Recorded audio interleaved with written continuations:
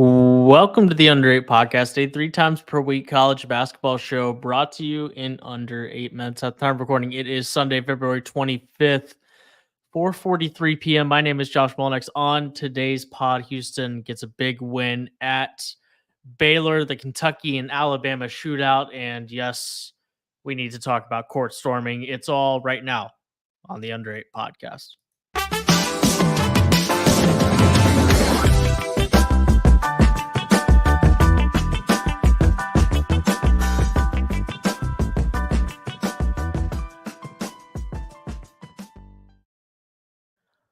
Josh Doering is here with me. Josh, Houston 82, Baylor 76 in overtime.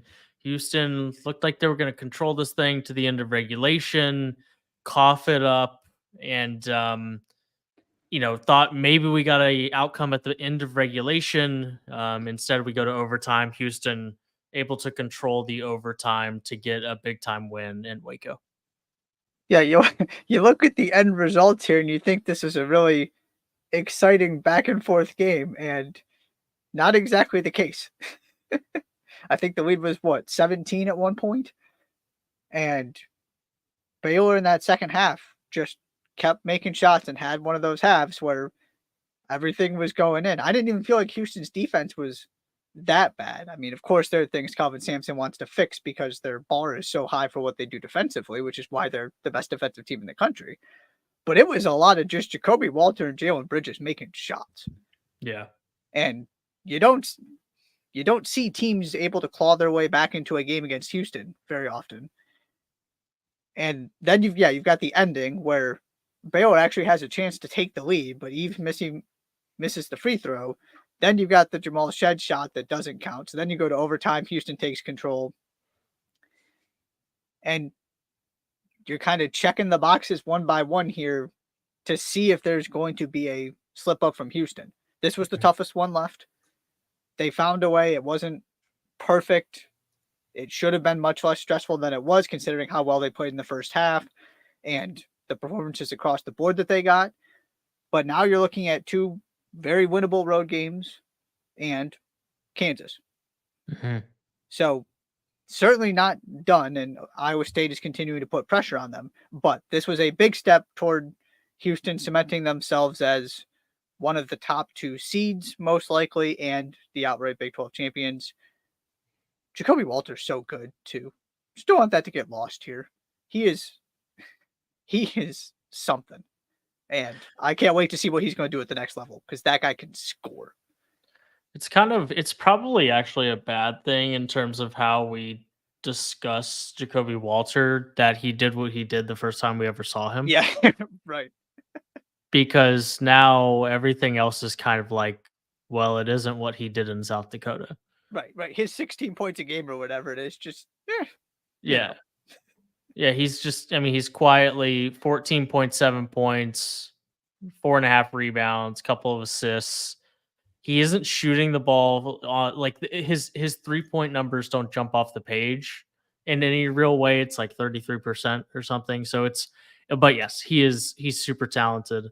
My question for you is why don't people talk about Houston as one of the best teams in the country? Like why is it always Purdue and UConn, and then Houston is, whether it's tier 2 by themselves or tier 2 with Marquette and throw whoever else you want in there. There are 3 teams at the top of the sport that have 3 losses. It's UConn, it's Purdue, and it's Houston. And there is one team that is top 16 in both offensive and defensive efficiency. It's not Purdue and it's not UConn. So is it a tournament thing? Because that could be the reason why, but like everything surrounding Purdue is tournament stuff, and everyone's has very little hesitation when it comes to putting Purdue in the conversation as the best team in the country. In my mind, there are 3 teams and everybody else for this exact reason. Sure. I mean, depending on how this goes, if Houston wins this thing outright and wins the Big 12 tournament, hypothetically without losing another game, and UConn loses somewhere, I don't know how you don't make them the number 1 overall seed. If they sweep the Big 12, I'm right there with you. what, Baylor's only other home loss was the triple overtime one against TCU? And they went in there and won. Yeah. Yeah, of course, there are questions. I have some questions. I don't necessarily believe in this formula as one that can win a national championship, generally speaking. Now, talked about recently, Jamal Shead is starting to change that. They are, I feel like, a little bit more dynamic offensively this year. There's time to talk about that part of it later. But from a ability to win basketball game standpoint, because like you said, everybody's going to bash Purdue as well, but that's nothing to do with the regular season. I'm right there with you. Oh, absolutely. This is a 3-team race here for number 1 overall seed, best team in the country. It has to be. They are handling the best conference in the country. There can be no questions left because it's not like, oh, they play in the AAC. No, they're doing this in the Big 12, just like you and I both expected them to. Maybe not quite this good, but we both thought they'd have no trouble because whenever they play good basketball teams, generally speaking, they show up and they beat an awful lot of them. Yep. Yep, that's exactly right. So I think that's interesting. They will now be the number 1 team in the country. That's the other part of this is they will be the number 1 team in the country on Monday's AP poll after their 2-0 week, and of course the loss that UConn took to Creighton earlier this week, 82-76, big time win in Waco. In Lexington, 2 teams in regulation put up 215 points. No, sorry, that's not the right math. 212 12. points. That's a lot of points. And Josh, I don't care how good Alabama's offense is. Don't care. Couldn't care less because like until they show me that they can play defense in any way, shape, or form, I'm out. I'm out. I don't care. I don't care how historically good Alabama's offense is. They shot 57% from the field, went to the free throw line 27 times, made 6 threes. Like 35% as a team is not like a fall off the edge of a cliff, like bad number. It was 6 of 17. Like Alabama has done way worse from the 3-point line than that. And they didn't even sniff a victory. No, this was not competitive. They got smoked. And so like I'm out. That's fine. We can write as many articles about how good Alabama's offense is as we want. At some point you got to stop somebody from scoring the basketball. You should never lose a college game when you score 95 points, much less lose by 22. So here's the thing. They've scored 95 plus in 4 straight and allowed at least 92 in 4 of 5 games. Right.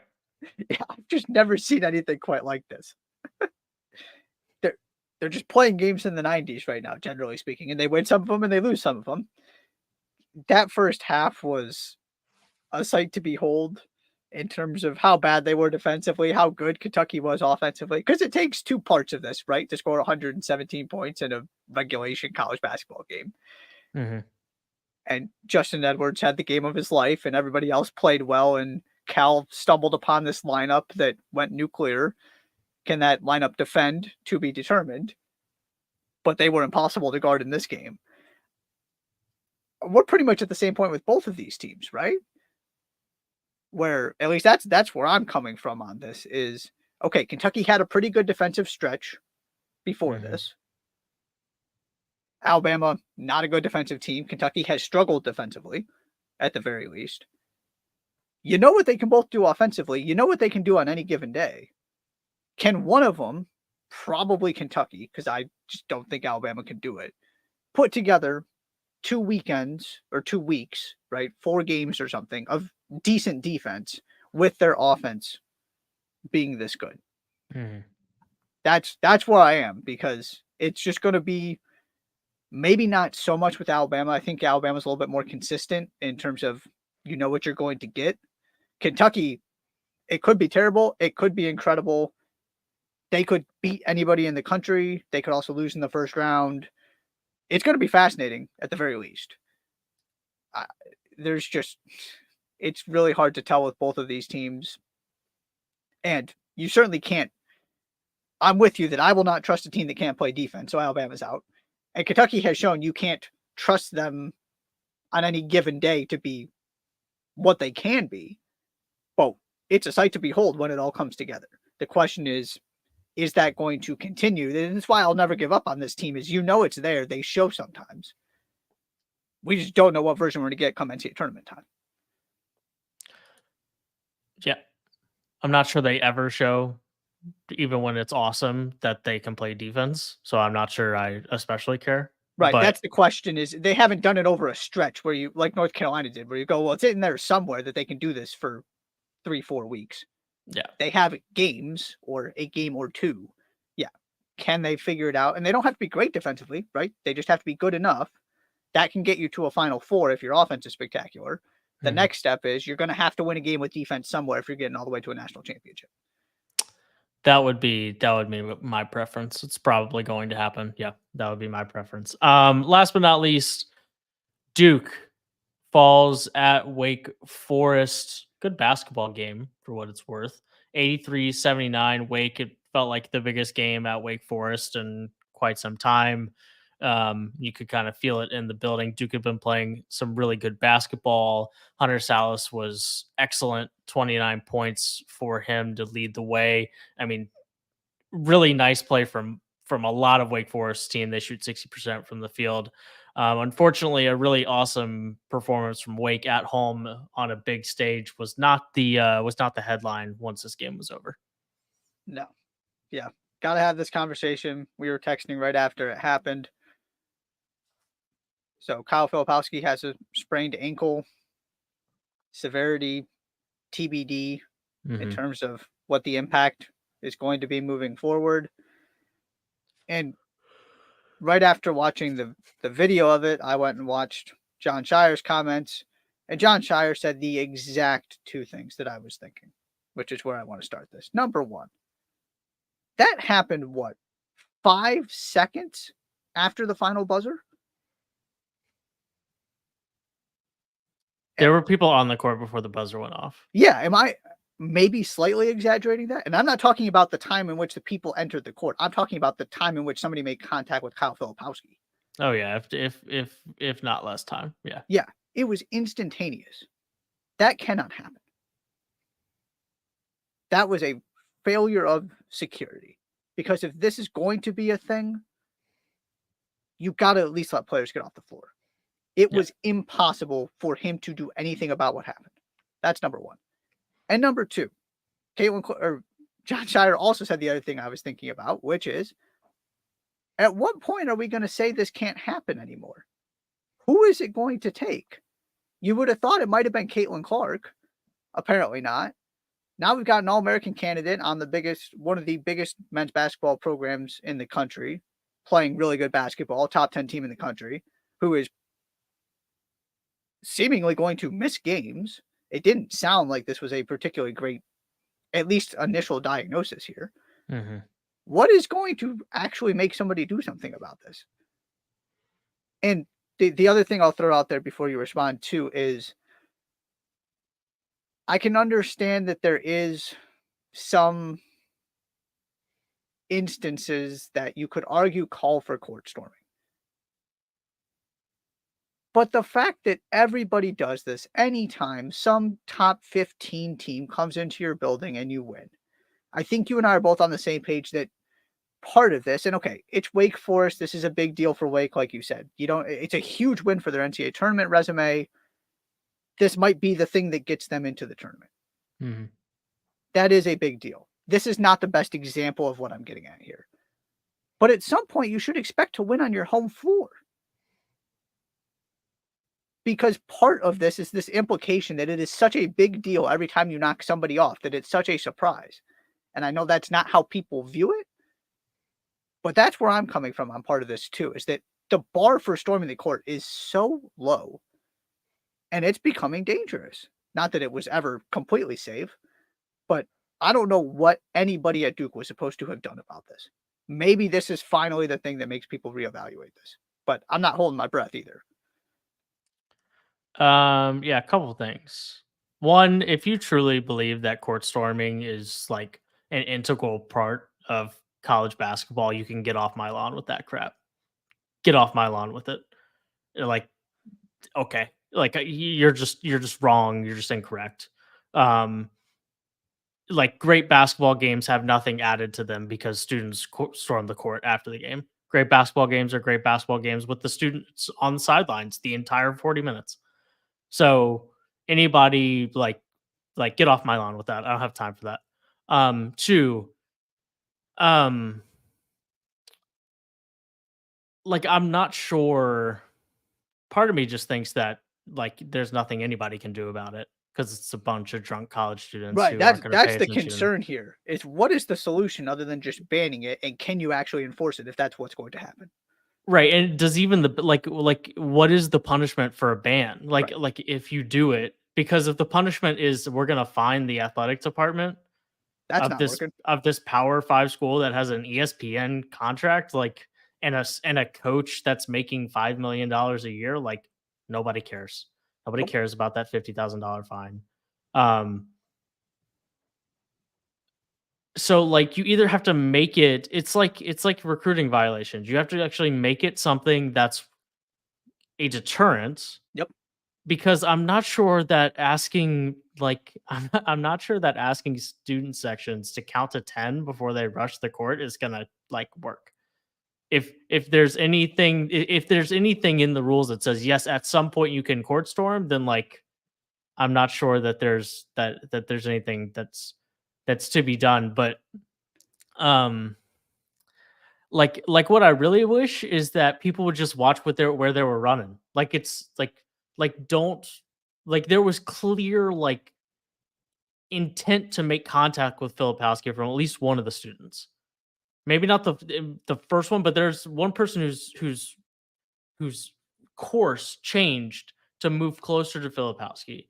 And like what I would really love is that people just like watch where they're going, have compassion and empathy for the guy who's just trying to get off the court, maybe let him walk by first.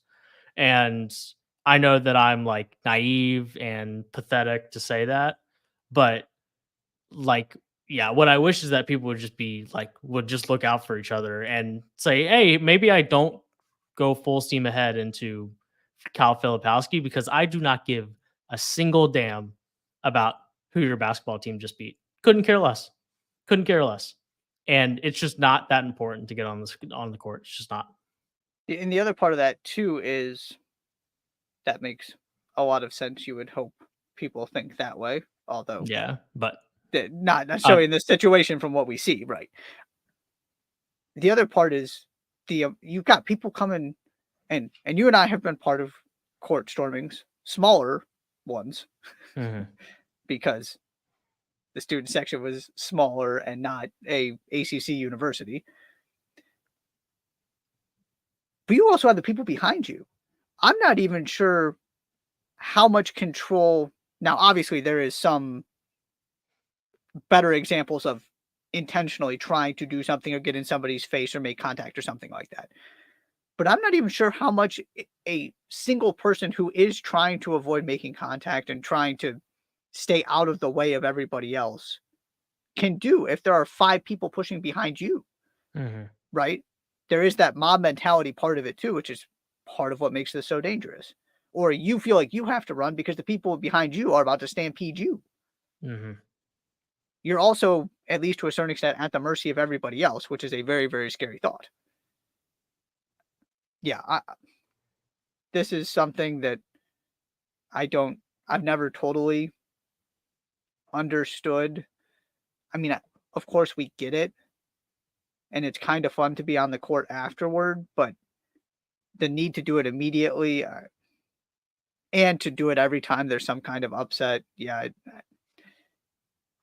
I saw Seth Davis make this point, and I generally agree that players have earned the right to be on the court. Mhm. Students have not earned the right to be on the court. This is not some kind of thing that you are entitled to Yeah. as a member of a college basketball student section. And so it's a cool idea if it is safe and works and fun. But when stuff like this happens, the right that you never had in the first place is gone because we're getting to a point where you just can't trust people, if you ever could, to actually keep the athletes safe. And that's priority number one. So whatever Yeah. has to happen for that to actually be part of this is what needs to happen. If that means people need to stay off the court, then fine. If there's a middle ground, which I'm also skeptical that there's a way to balance this out where it doesn't happen until the other team is off the floor, and can you actually stop people from doing so? That if that can work, great. But hopefully this is, unfortunately, that Duke had to be the ones to pay the price for this, and Kyle Filipowski in particular. But if you haven't listened to what John Shire said, he basically was articulating all of the things I was thinking. He was clearly furious, and for good reason. This was coming. There's nothing surprising about it. I don't know who it's going to take if this one doesn't stop it, because we're running out of higher profile players that have been somehow impacted by this, because you've already got Caitlin Clark and now you've got Kyle Filipowski. Yeah. Yeah. Protect the players. If there's a way to make that happen and allow court storming, sure. If that's what you feel like you need for the upset to like mean something more, great, go for it. And also, but if you can't protect the players, then don't do it. Right. And this is the other part too for me. We're sitting here talking about how Kyle Filipowski got injured because of contact made with Wake Forest students, not what Wake Forest men's basketball team and Steve Forbes just did. Yeah. You take the focus away from the really cool thing that happened because you're putting it in the hands of a bunch of college students who have a hard time behaving themselves. From a school standpoint, from a brand standpoint, it's not like this is helping Wake Forest either. They look terrible because they failed as an institution to have the proper security protocols in place and or execute those security protocols. And now Filipowski is significant, being it's not just that something happened where he could have gotten hurt. He got hurt. Yeah. Yeah. Anything else? The other couple of things I did want to mention in the SEC race conversation, Tennessee. So with this Alabama loss against Kentucky, Tennessee is now tied with Bama. Tennessee's remaining schedule is the 3 teams right next to them. So Tennessee is going to decide who wins the SEC, basically, with how the rest of this regular season goes. Washington State, great win over Arizona. We're rolling. And then don't know what happened against Arizona State. And also, we haven't gotten to mention this one yet. Shout out to South Florida. Now at least regular season champions in the AAC. They're closing in on an outright AAC title in a year where we were all talking about Memphis and all talking about FAU. Absolutely incredible. Good for South Florida. We talked about this earlier when they beat, I think it was Memphis, one of the 2 teams. But they've just kept going. They are having an incredible season and doing to the AAC what we thought Florida Atlantic and Memphis should. So bravo, South Florida. That's going to do it. Under 8 podcast, Sunday, February 25th. It is 5:06 p.m. Be sure to subscribe to the podcast wherever you listen to your shows. Follow the Under 8 Pod on Twitter. Subscribe on YouTube. Thank you for being here. We will see you on Tuesday.